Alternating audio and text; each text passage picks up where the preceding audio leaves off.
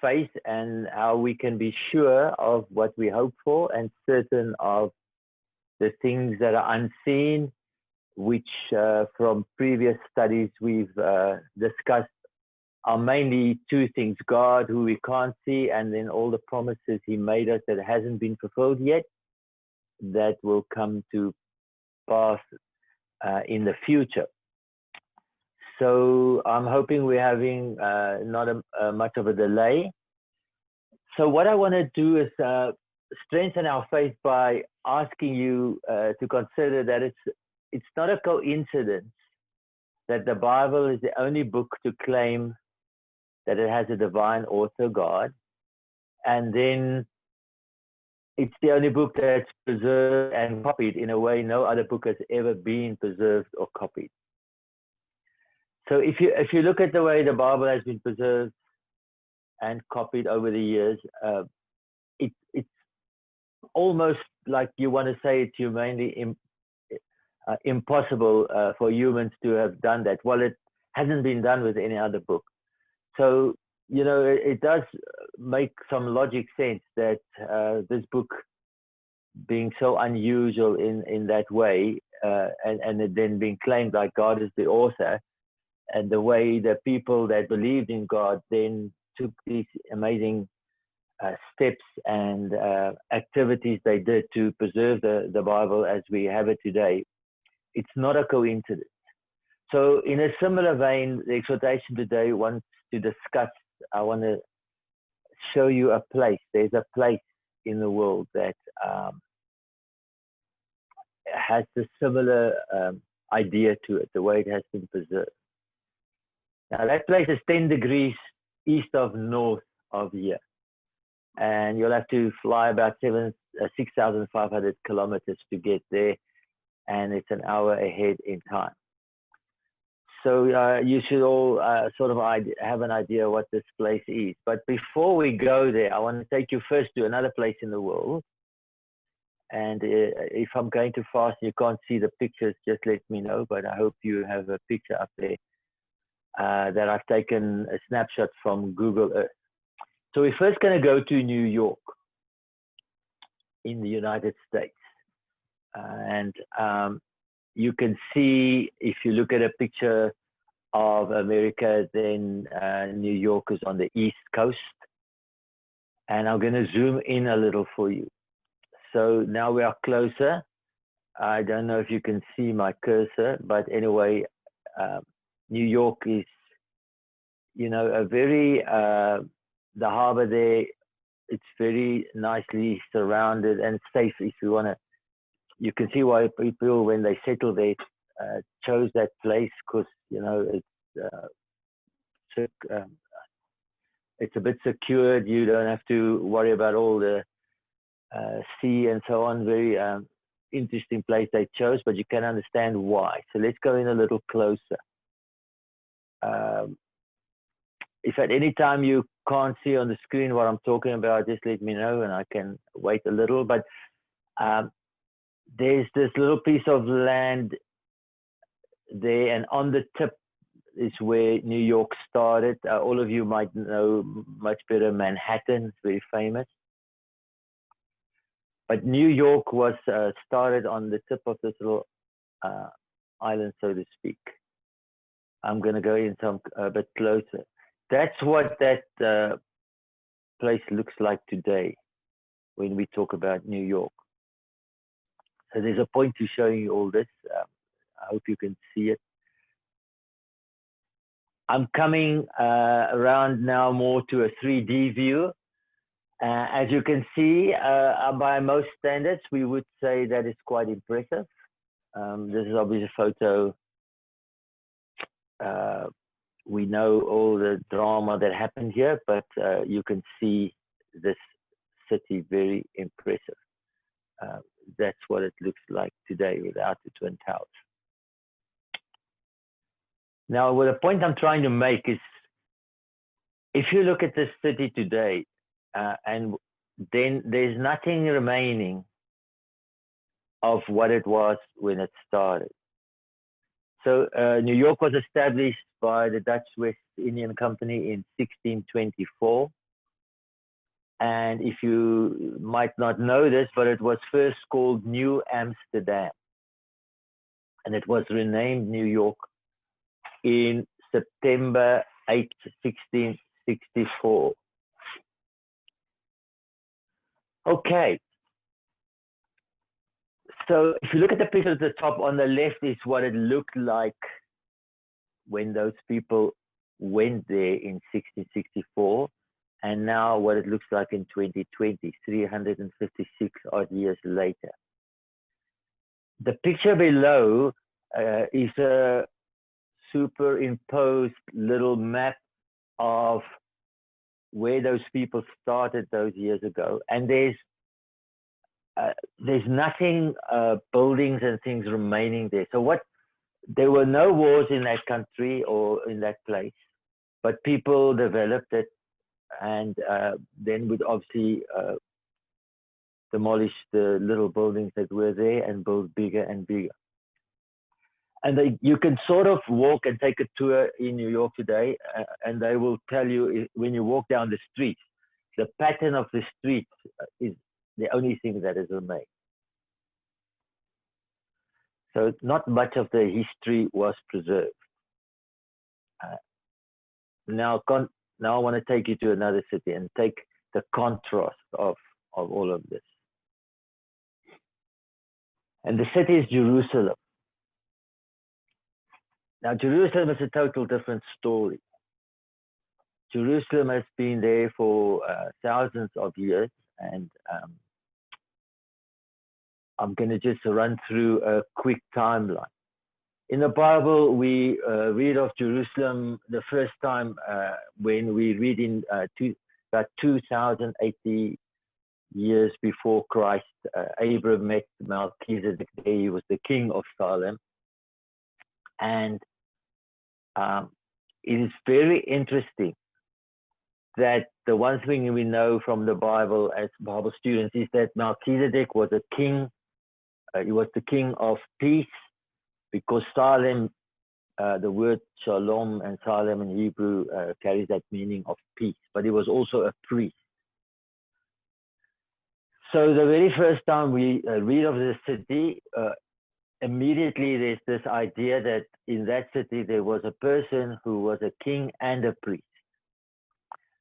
And we obviously know that in Hebrews 7, Paul makes the big point about Jesus going to be a king and a priest, and when he returns, he will rule from Jerusalem.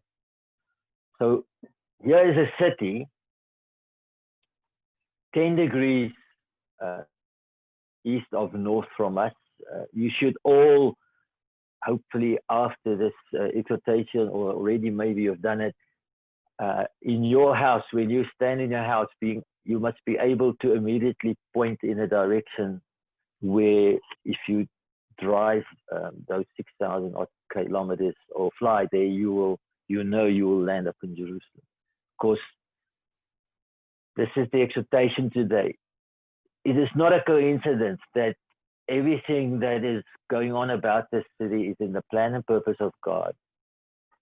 And therefore the city has been destroyed, but actually also preserved. And that's what we're going to see. So what happens in the scriptures, 1374 before Christ, Joshua and the judges captured Jerusalem, but they did not cast out the Jebusites that lived there, which were not obviously Jewish people. Then at about 1,000 years before Christ, David takes Goliath's head to Jerusalem.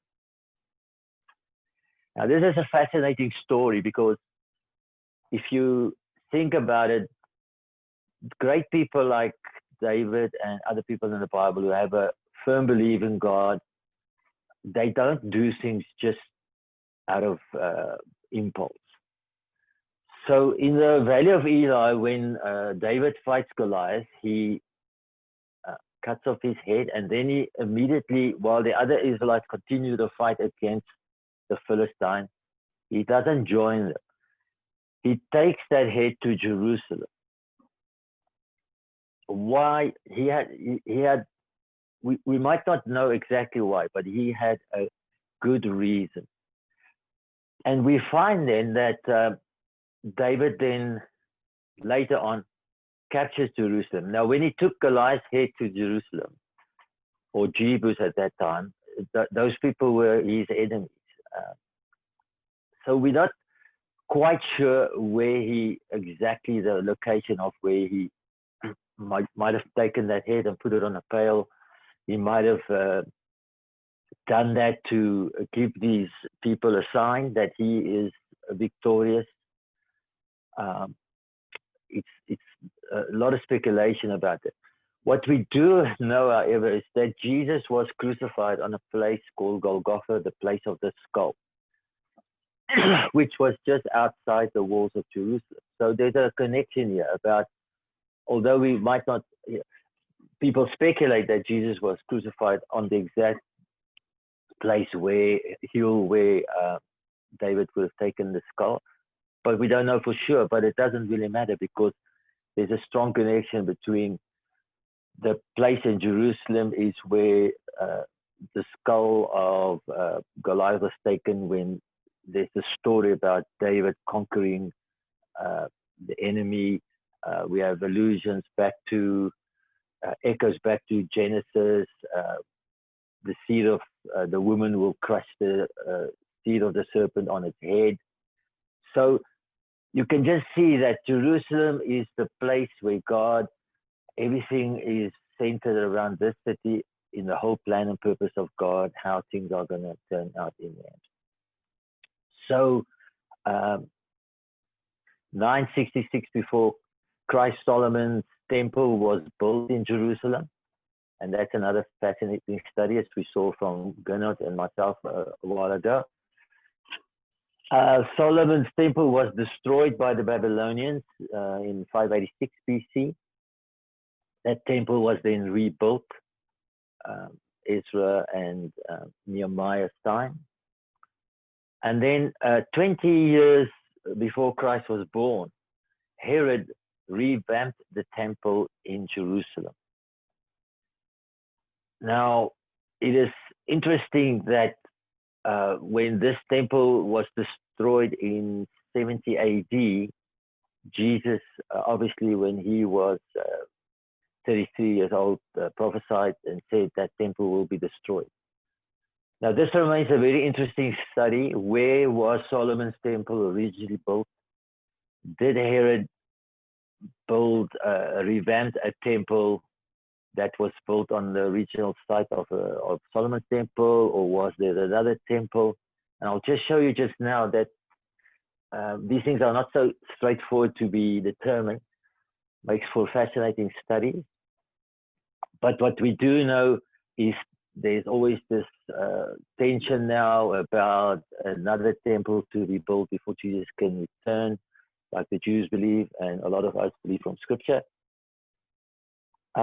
Christ is going to return sometime in the future to Jerusalem. He left from the Mount of Olives, and the angel said that he will return in the same fashion and to the same place, and then the kingdom will be set up.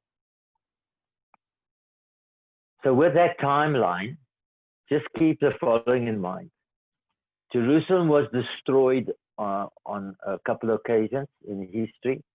But if you go to Jerusalem today, it's fascinating. The archaeology, they kept on building again the city, rebuilding it on top of what was being destroyed. Now the archaeologists are discovering a lot of the city in the times of David, Solomon, and we can actually, although the city has been destroyed, we can see it's been preserved, and you can prove for yourself that what the Bible tells you in history is true. But there's no trace of Solomon's temple, though. No one has actually been able to really prove without a shadow of a doubt that where was the first temple actually built? Where did it stand? We discussed why David took Goliath's skull to Jerusalem, and then later he chose it to be his capital city. And it's fascinating how the name Zion, which was actually a mountain in David's city, is quoted by him extensively in the Psalm. And I'm not going to do that today, but if you look at that, you really get a sense of when David built his city, whatever his city was, Mount Zion was there, and he uses the terms interchangeably. Mount Zion is equated with the city of David, and you can get the idea from the psalm that this city is really the apple of God's eye. We understand that very clearly because as we've come to remember Christ's death today and his resurrection, God's Son died in that city, and he will return there to rule as God promised him. So Jerusalem is not the most impressive city by world standards with all their fancy tall buildings, but if you understand the history behind this and the way the city features in the purpose of God, it should be I believe, the city we have the most affection for, and you can tour Jerusalem easily nowadays without going there. There's so many beautiful YouTube drone footage of Jerusalem. I would advise you to look at a few of that. It's just amazing to look at that city. So let me take you there with a bit of an aerial view. We're going to Google Earth again, and you will see in the middle here we have Israel, Jordan, Egypt, Africa on the left. It is also, again, I believe, not a coincidence that the way that maps have developed through history is always with Israel in the middle, because if you read the Bible, that's where civilization started, and it's always centered about Israel, map-wise, mostly always being in the center of the earth. We move in a little. I hope you can see this. We have Jerusalem here, just to the left or to the west of the Dead Sea. And the next slide is going to take you even closer. So now you've got to look closely. You can see Jerusalem is to the north of Hebron. So Hebron was the city where David ruled for 7 years as king of Judah. And then when they made him king of all of Israel, he went and captured that city called Jebus at that stage, and he ruled from there for another 33 years. Coming in closer. So now I wonder if you can see, because I'm trying to get you just to get a feel for what the city looks like from the top. So Jerusalem today is sort of all that area here, and we have Bethlehem just to the south of Jerusalem. The next photo will be a little more clearer, and you will see from this photo that usually when people think of Jerusalem, the first thing they think of is the Dome of the Rock, that dome with the golden plated dome that's very clear for everyone to see. Now that is here. So this is all of Jerusalem here. Jerusalem is obviously much bigger city than what tourists just focus on. But this area here is where we have the Dome of the Rock and the Western Wall that is famous. So let's take another, we're going in closer still. Here's a bit of an idea about Jerusalem. And here is the place that most people know where tourists want to go. And most of the photos you'll see that's very familiar to people is there. That, I suppose, is what we would know about Jerusalem today. If we would go there, most people would go there. So this is the Western Wall, most holy place for the Jews. And here we have the Dome of the Rock. Now, I want you to realize that the focus on this city, I believe, is a bit misleading. And I want to leave you with some thoughts as to whether we should, when we look at the city, think a bit differently. Because the focus is all on this dome, and according to historians and tradition and so forth, this was where Solomon's temple was, and this is now built on that. And for the Jews to build another temple, it has to be on here. And this whole area is called the Temple Mount. This wall, at least most people now know that this is not the wall of the temple. It was the wall surrounding this huge area where the temple of Herod was, which we can see from history. But whether that temple of Herod was built on the original site of the original temple is another question. However, what I would like to show you at the bottom here, the focus, when we look at the city this way, we focus on something that is actually not in the Bible according to God's plan. It's all about the Dome of the Rock being on top of Solomon's temple. That's debatable. And the Temple Mount. But what about the city of David? What about the place where God said to David, on your throne, my son will come and rule? The palace of David was in David's city. It wasn't definitely, for sure, not near the Temple Mount.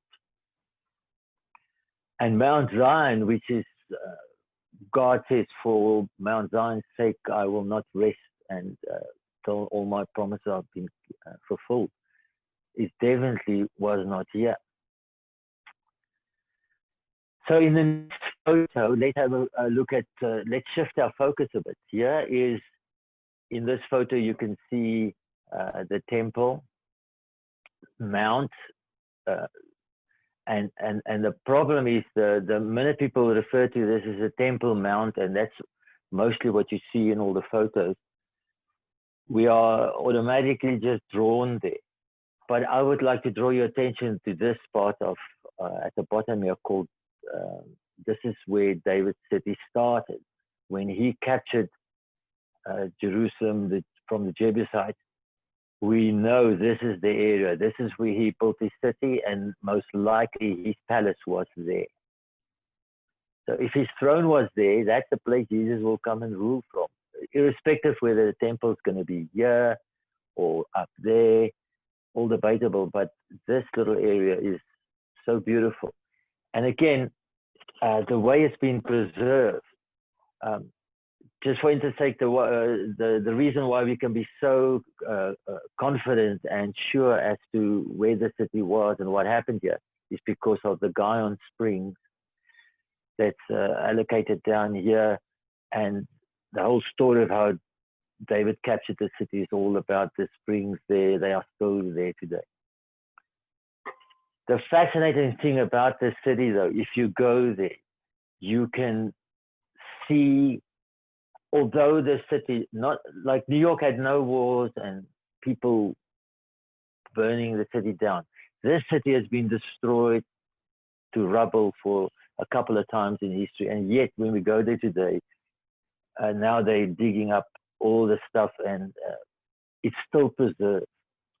Is it a coincidence that the city that's most precious to God, where his purposes could be fulfilled in total, all about where his son is going to rule from, and has been preserved this way, and still to this day, when you go there, you get that sense of the history and what has happened there to the Jews, and you can get such a strength, your faith so strengthened because of what God will still do in that town.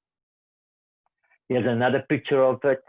Like today, you have the Temple Mount here, but down here is the city of David, the area where the city of David was.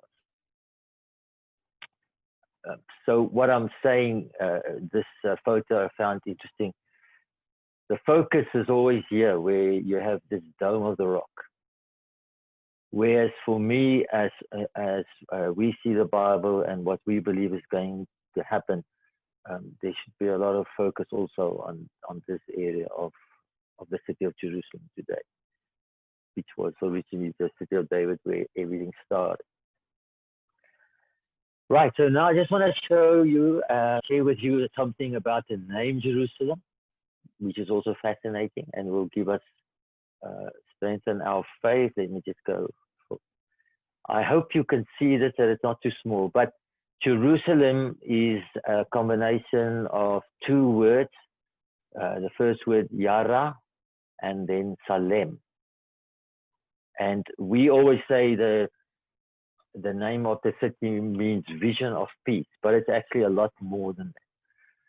So here's the interesting thing. This verb Yara, as you can see, it describes the bringing about of a unified effect by means of little impulses. So in the name of the city is already embedded this idea that God is working day by day, year by year, little by little. His plan is building up, and it will come to the total fruition of his plan in the end. So sometimes we get impatient, but God has got everything worked out on his time scale. But as you'll see in the brackets there, it's this idea of stones, you know, building a temple, stone upon stone upon stone, little by little, till you get a big end result done. Or it's like raindrops falling on the ground, and eventually there's a crop. So you'll see the noun of that word, Yore, refers to rain that's falling during the first period of the agricultural year. The seedlings bud, but they don't bear fruit yet. So it's interesting that another form of that word, more, refers also to the early rain or a teacher. So you get this idea that this word is also linked with a teacher teaching young children. They are just budding, but later on they'll become adults, and then they'll bear fruit. Right. But here's the interesting part at the bottom.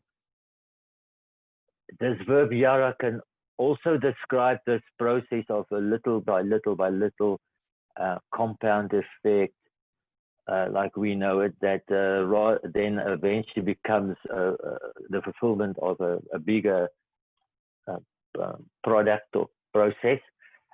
From the perspective of whoever's receiving or who this has been done to. So in that case, a teacher will teach the children, but from the children's perspective, they are listening. They have to pay attention, or you know, because the teaching is being put on you day by day by day. And in that case, what's interesting is this word. Then, when you look at the noun Yira or Mora, there's two different words here, but now it's a noun. It covers a broad spectrum of reverence and fear. So this very word can have something to do with awe-inspiring or very terrifying. Isn't that interesting? So we are saying Jerusalem is a vision of peace, but it's got something to do with there's this idea of that something that's going to happen. There can be it's going to be awe-inspiring or actually terrifying. So at the bottom, I say perhaps the name Jerusalem was never changed from what it was called by the people who were not the Jews that inhabited first, but Hebraized because it seems to mean reign of peace. Right. So Jerusalem was to be the radiating heart of a world of completeness and wholeness, and it seems that the East supplied her with most stunning name. Let's look at Shalem. So we have Yara and Shalem, vision of peace, but Shalem means more than peace. It means to be at peace with someone because you are whole and complete, because there was a restoration of things or something redeemed.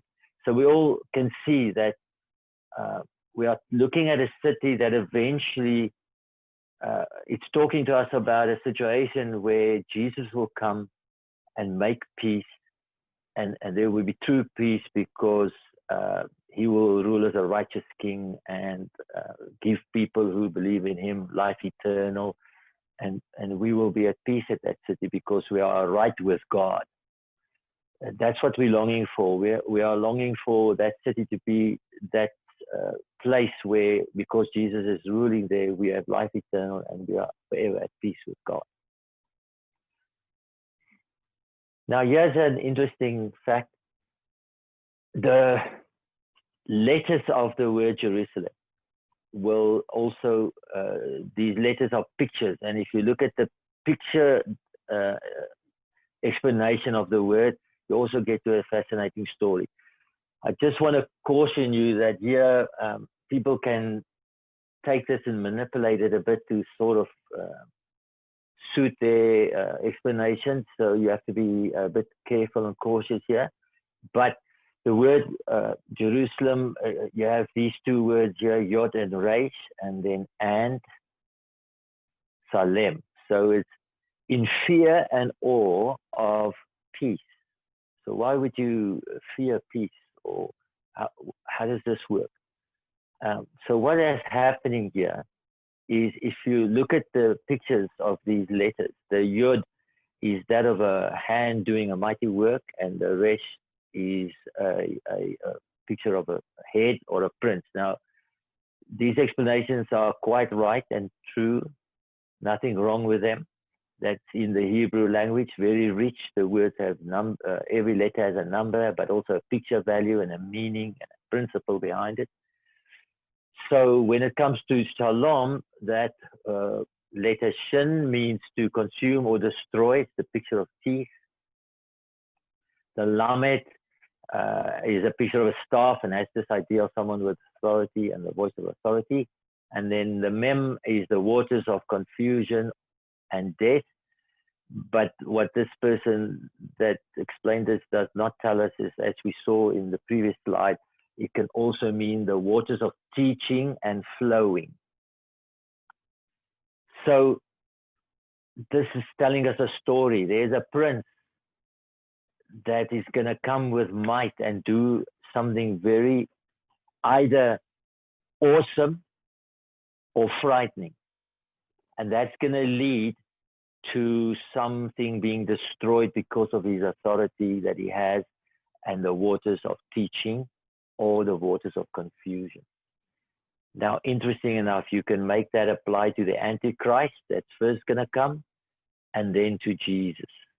If it's the Antichrist that's first in Jerusalem, he'll be mighty, he's some kind of authoritative figure, and that will be frightening.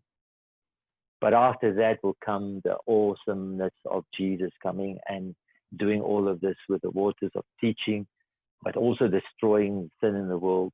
So if you look at Jerusalem, that city, you should see everything encapsulated of what God was intending to do from the very beginning, when Abraham came and Melchizedek paid him a tenth in tithing, to the man of his own heart, David, that went there, took the skull there, made it his capital city, and then Jesus is coming to rule from there. So I want to end off with these verses. Lately, every day when I get up, I look out at my window, and funny enough, there's a church building right here with a church tower. If I just look to the left of that, I know that's where Jerusalem is. Because in Revelation 3:12, Jesus promised us, he that overcomes, I will make a pillar in the temple of my God. He shall not go out anymore, and I will write upon him the name of my God, the name of the city of my God, which is the new Jerusalem, which comes down of heaven from my God, and I will write upon him my new name. Now, in Ezekiel 48, verse 35, it says, the perimeter of the city will just be under 6 miles.